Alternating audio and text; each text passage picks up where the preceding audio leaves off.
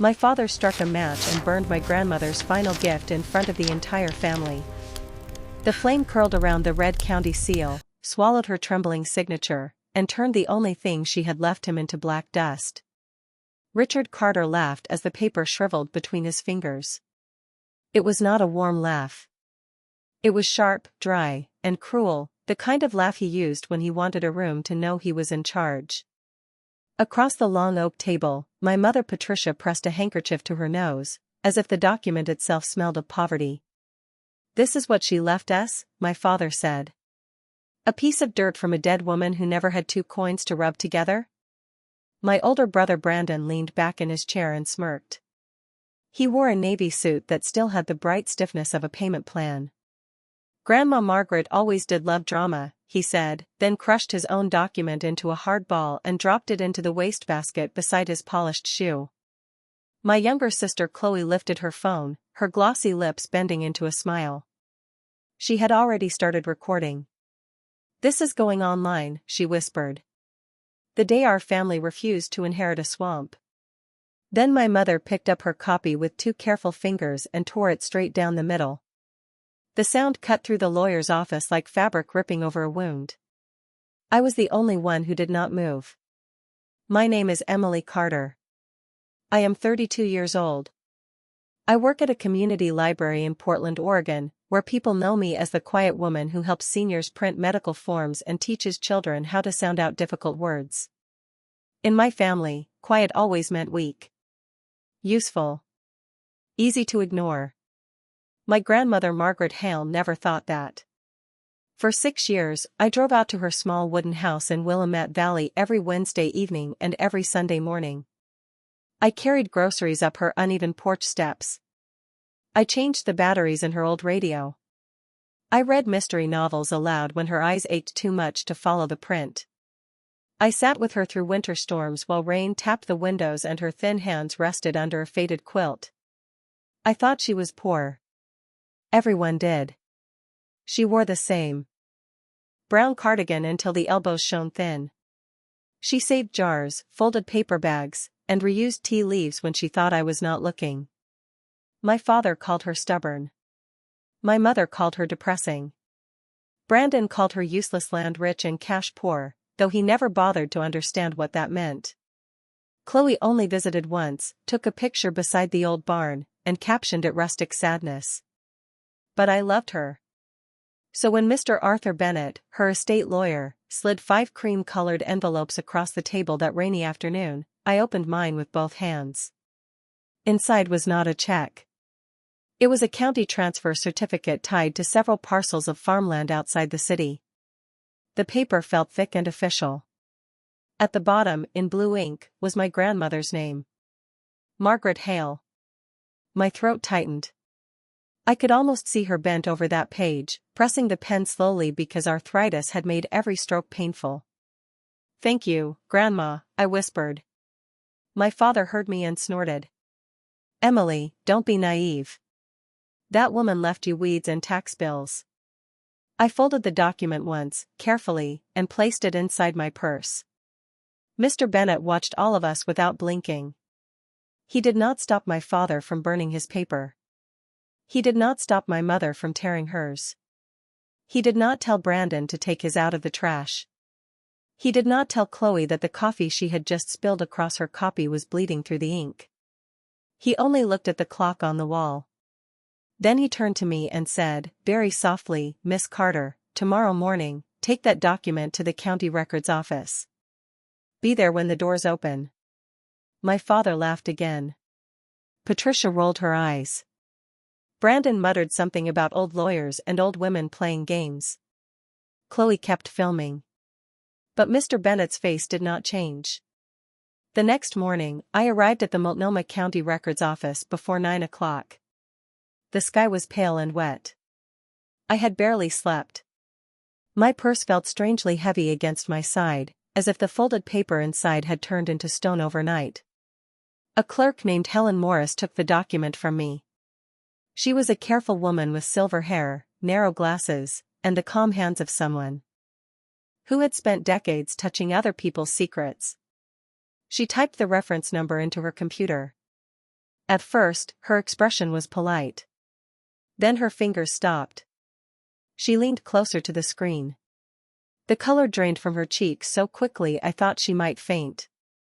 She looked at the paper. Then at me. Then back at the screen. "Where did you get this?" she asked. "My grandmother's lawyer gave it to me yesterday." "Were there other copies?" I nodded. 4. Her voice dropped. "What happened to them?" I swallowed. "My father burned his. My mother tore hers. My brother threw his away. My sister ruined hers with coffee." Helen closed her eyes for a long moment.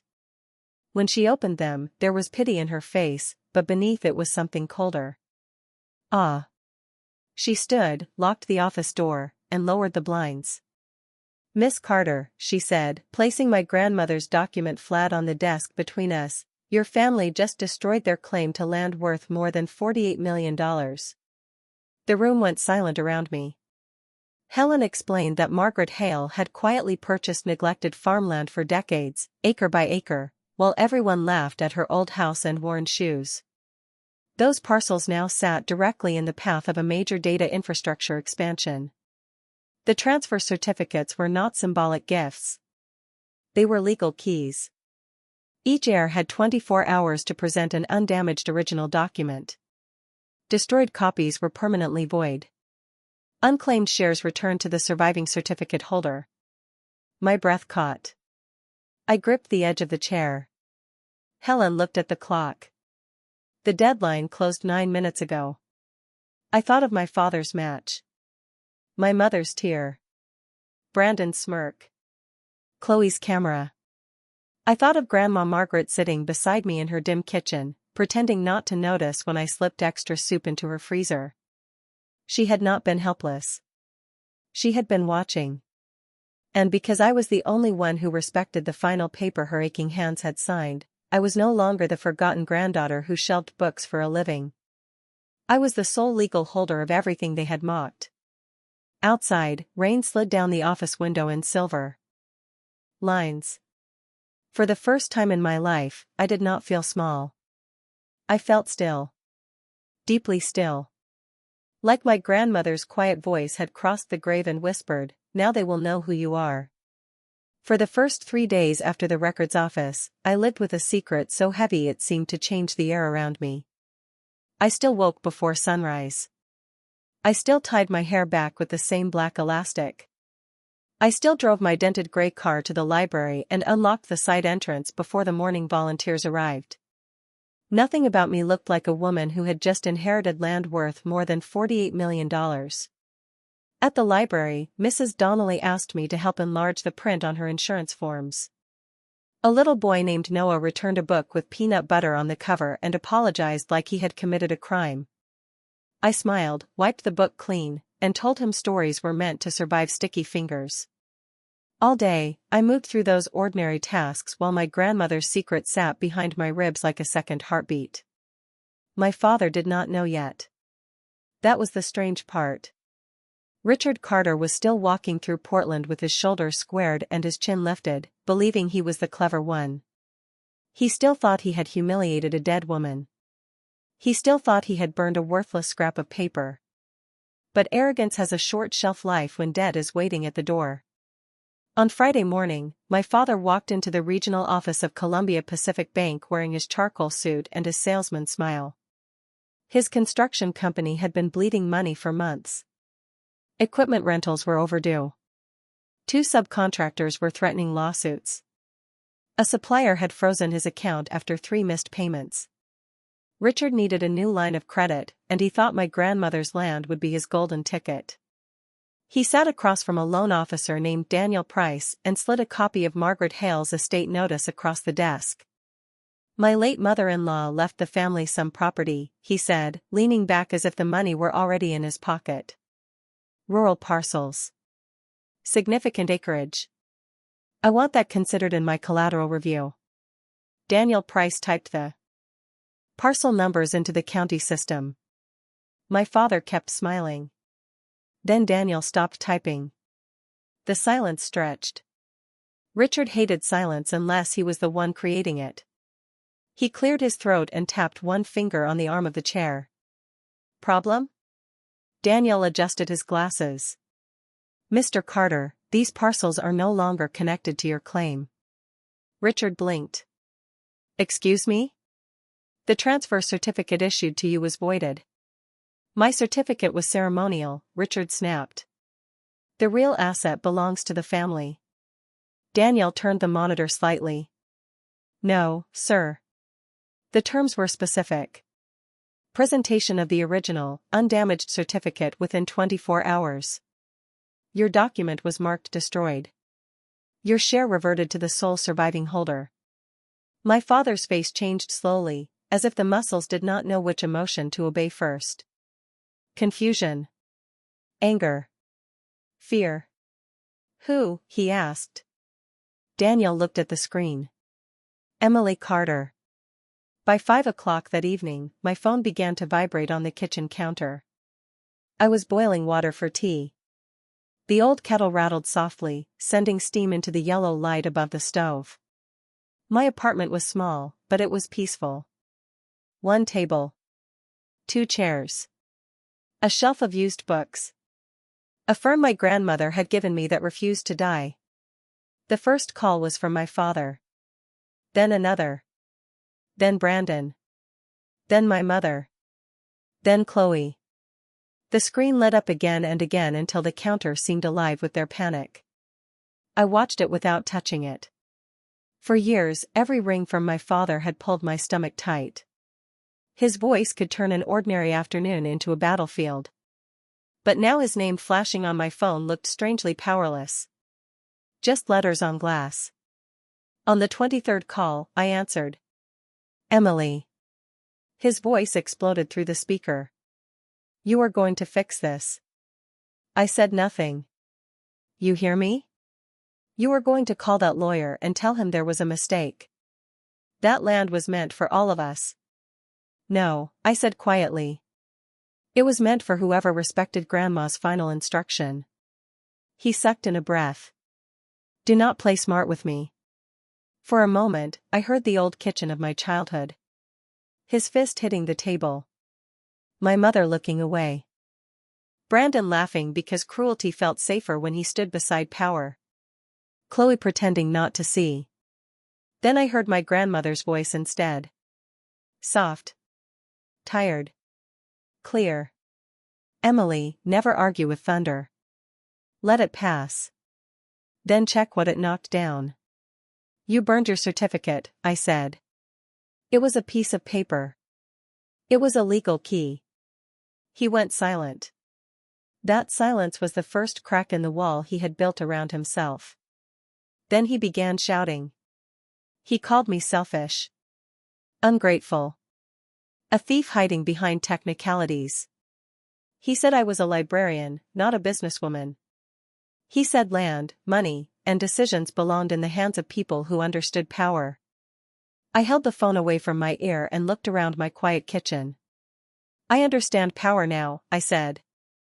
Then I ended the call. The next Monday, he and Brandon came to the library.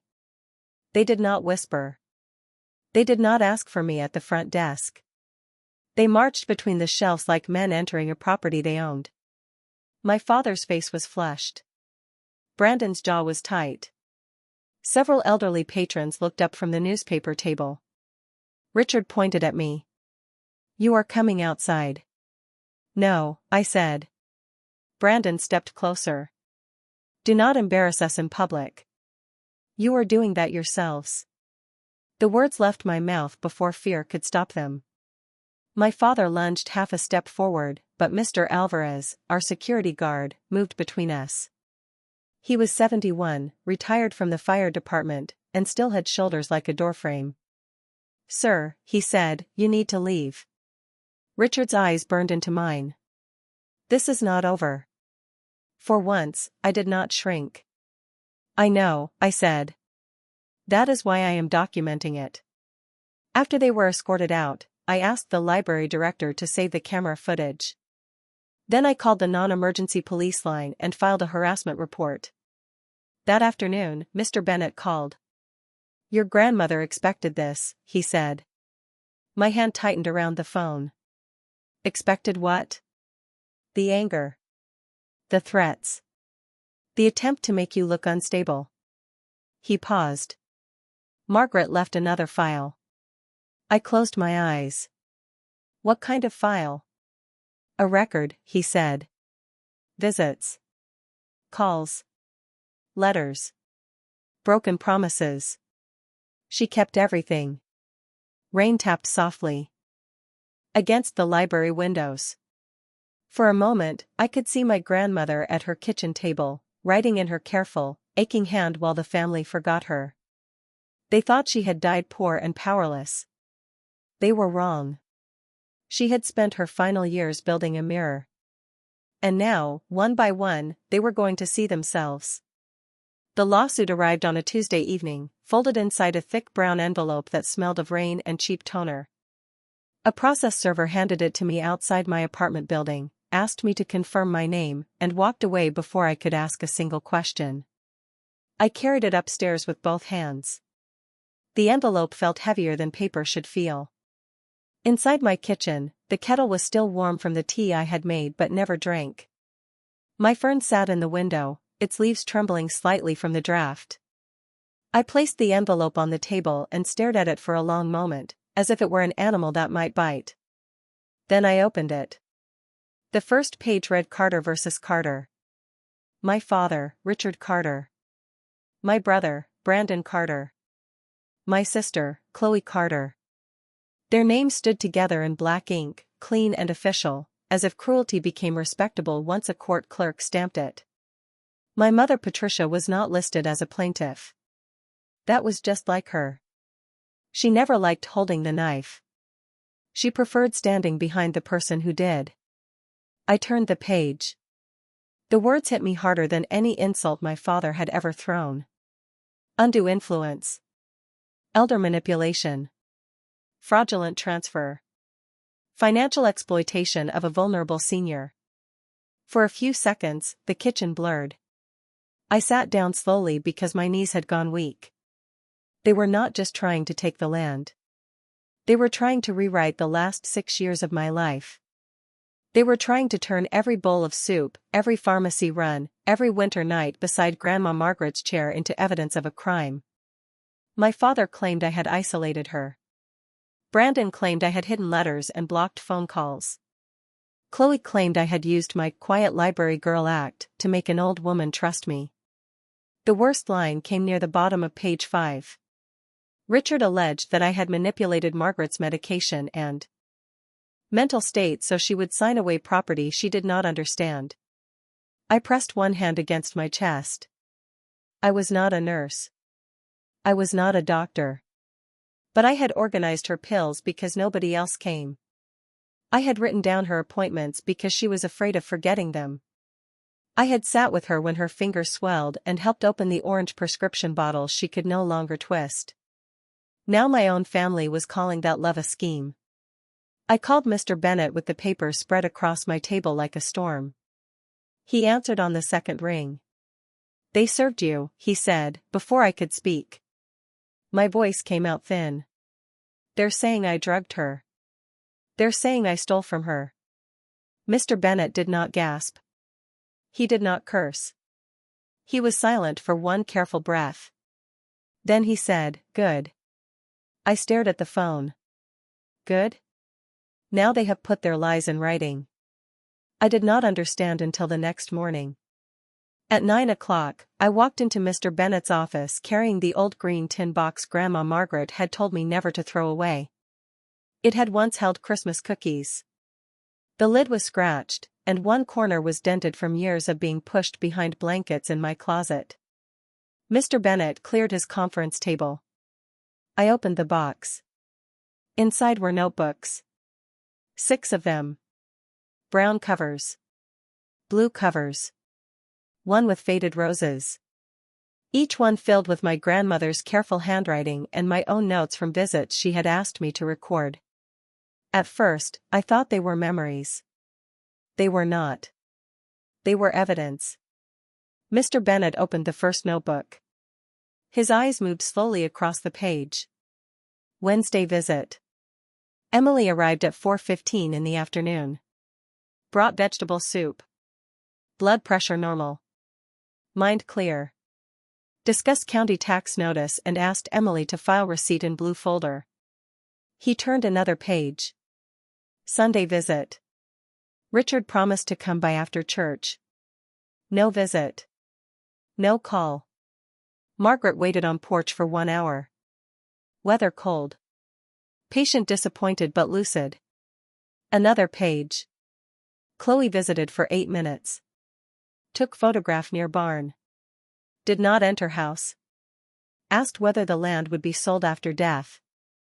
Margaret declined to answer. Mr. Bennet looked up at me.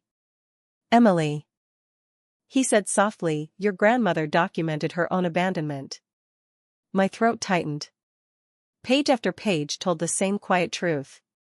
My family had not been locked out. They had walked away. Richard called only when he wanted to know about property taxes.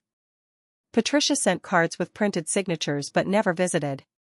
Brandon asked about acreage values. Chloe used Grandma's house as scenery. And Margaret had written it all down. There were pharmacy receipts proving her medication was mild and properly prescribed. There were appointment summaries from her physician noting she was alert and oriented.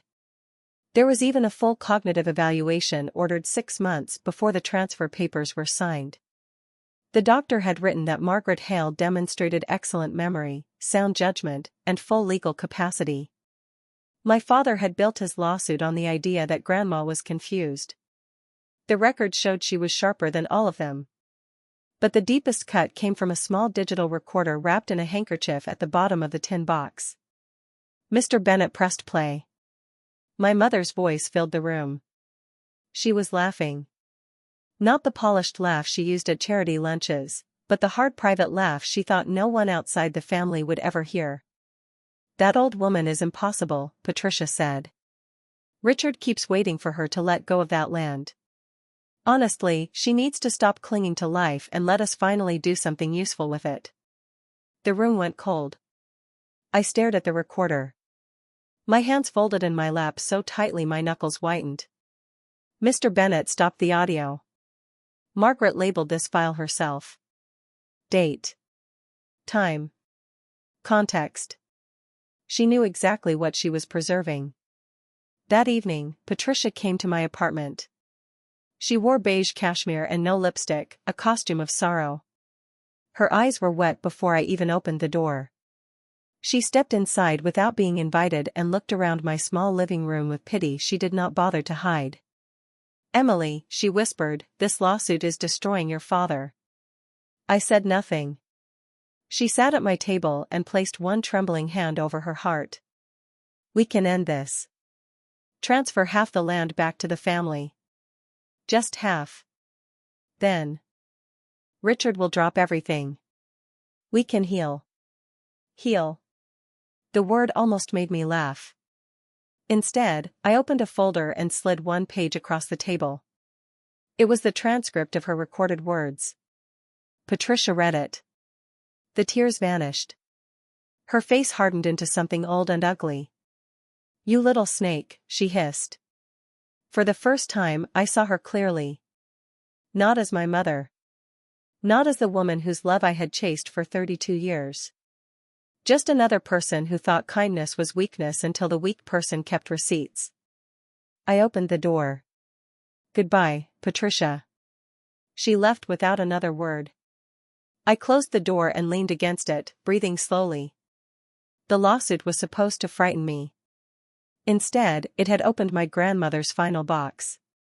And inside that box was the truth, written in ink, sealed by time, and sharp enough to cut through every lie my family had left. My sister Chloe tried to destroy me on the internet before breakfast on Saturday morning.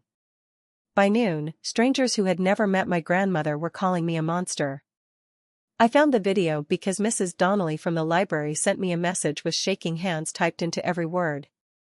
Emily, dear, I think you need to see this. The link opened to Chloe sitting in the front seat of her white leased car. She had chosen perfect lighting.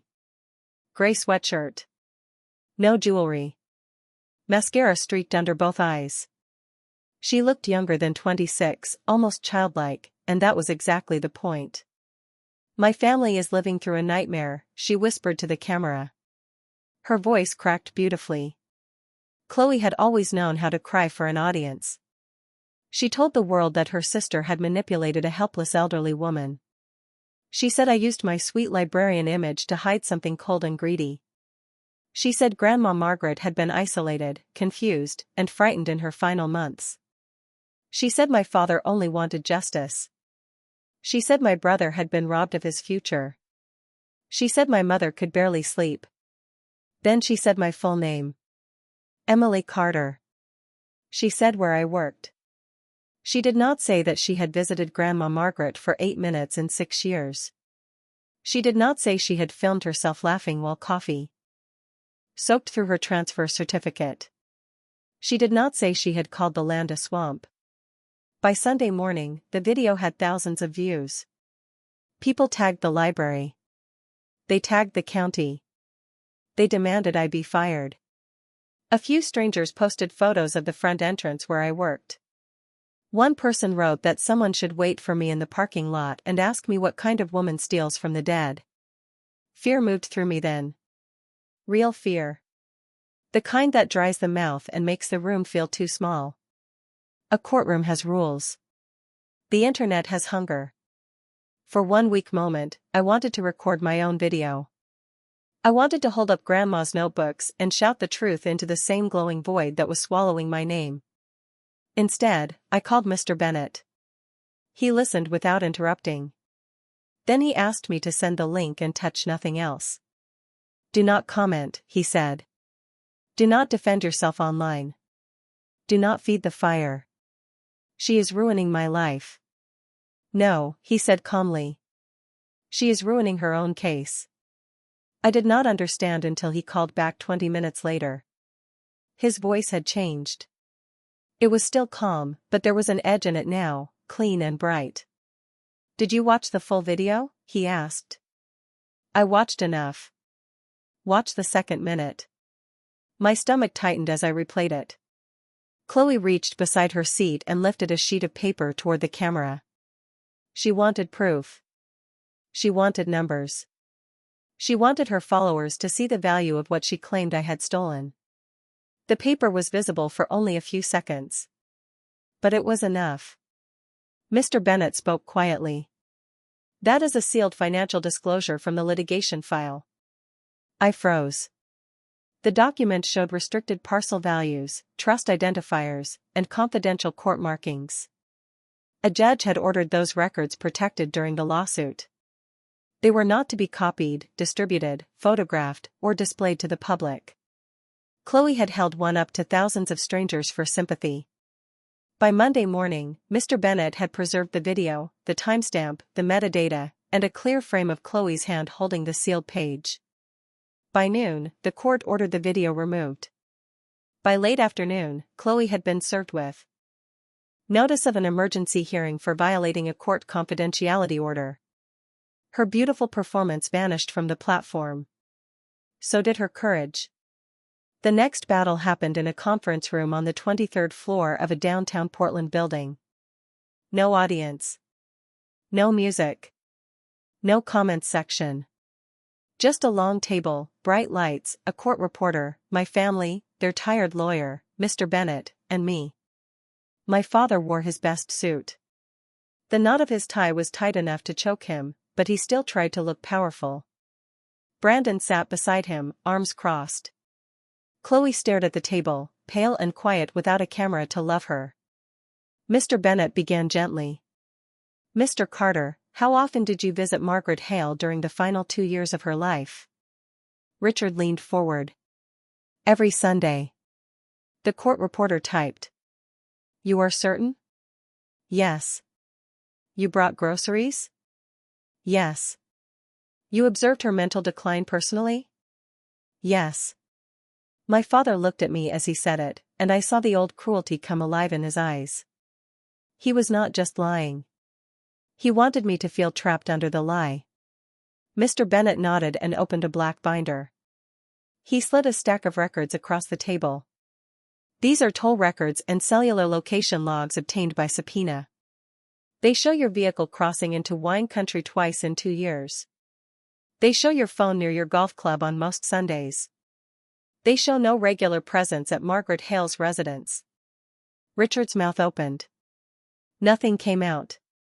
Brandon shifted in his chair. Mr. Bennet turned to him. Mr. Carter, you claim Emily hid the land value from the family. She did. Mr. Bennet produced an email. Is this your message to your father 3 years ago, calling Margaret's property useless mud and saying, quote, "Don't waste a weekend on that old lady's weeds"? Brandon's face flushed dark red. The room seemed to shrink around them.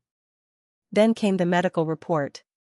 An independent specialist had examined Grandma Margaret 6 months before she signed the transfers. The conclusion was clear. Her memory was strong.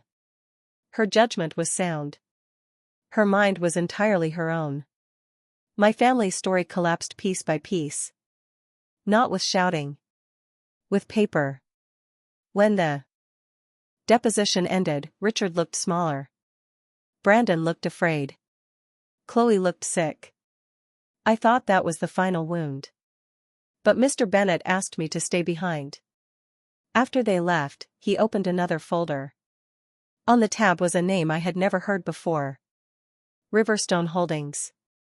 He explained that for years, a private company had quietly paid off emergency debts tied to my father's construction business and Brandon's failing real estate office. Loans. Equipment bills. Tax penalties. Payroll gaps. Every time they nearly fell, someone caught them. They thought it was an investor, I said. Mr. Bennet shook his head. My grandmother's face rose in my memory, soft and lined, sitting in her old cardigan beside the window. Margaret owned Riverstone, he said. And now, Emily, so do you. The breath left my body. My father and brother had spent years laughing at the woman who secretly kept them alive. And now the debts they owed her belonged to me. By the time we walked into the courthouse for the final hearing, my father no longer looked like the man who had burned my grandmother's gift with a smile on his face. Richard Carter's suit hung loose at the shoulders. His eyes were shadowed. His jaw still tried to hold its old arrogance, but fear had hollowed him out from the inside. My mother Patricia sat beside him in a pale gray dress, twisting her wedding ring around and around until her knuckle turned red.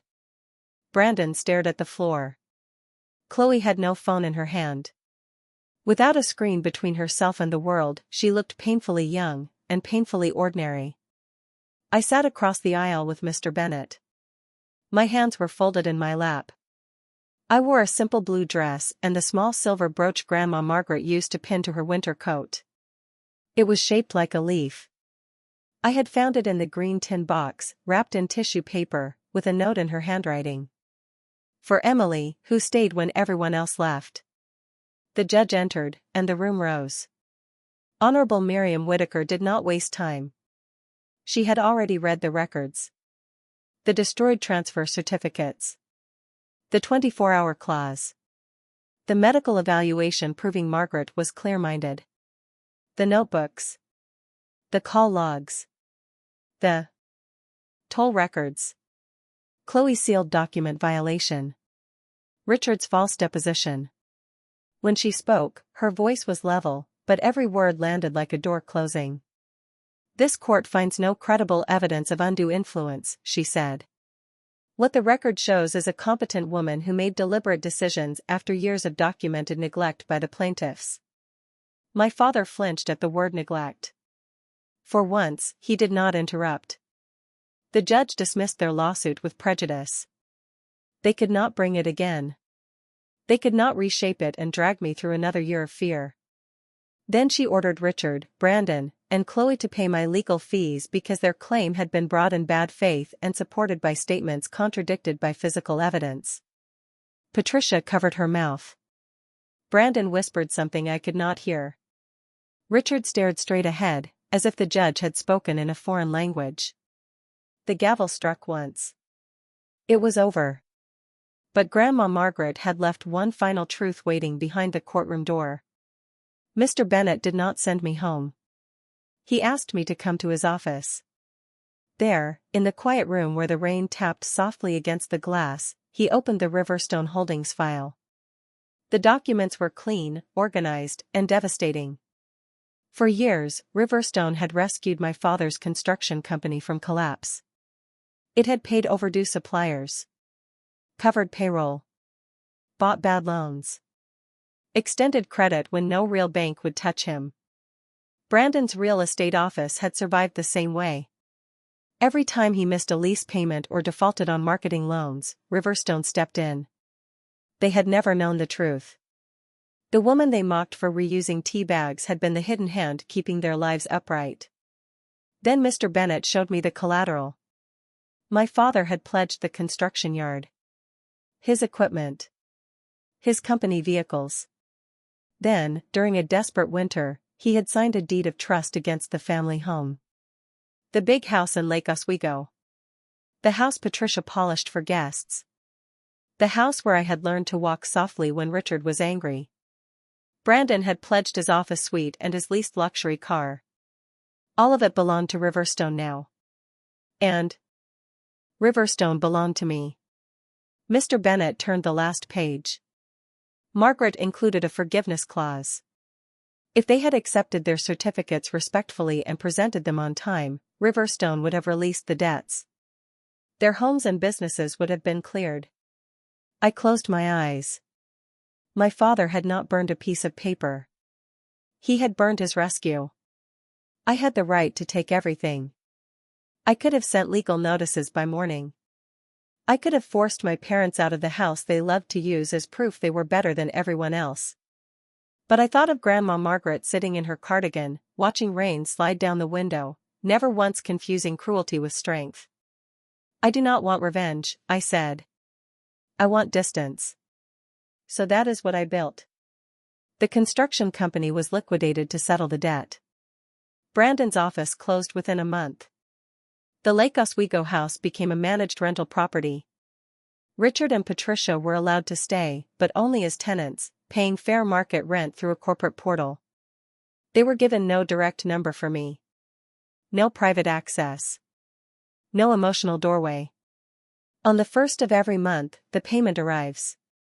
A quiet receipt. A boundary made of paper. I used the land money differently. I opened Margaret House, a reading and care center for older adults in Willamette Valley. There are wide windows, warm meals, large print books, garden paths, and staff who are paid well enough to treat patients as sacred work. Sometimes I sit on the porch at sunset and imagine Grandma beside me, her thin hands wrapped around a cup of tea. My family thought power was a raised voice, a slammed door, a burning match. They were wrong. Power can be a woman sitting quietly at a table, folding a document into her purse, and waiting for the truth to finish speaking.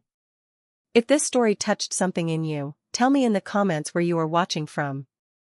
Like this video, share it with someone who needs strength, and subscribe to Still Waters Payback for more stories where silence, dignity, and justice finally have the last word.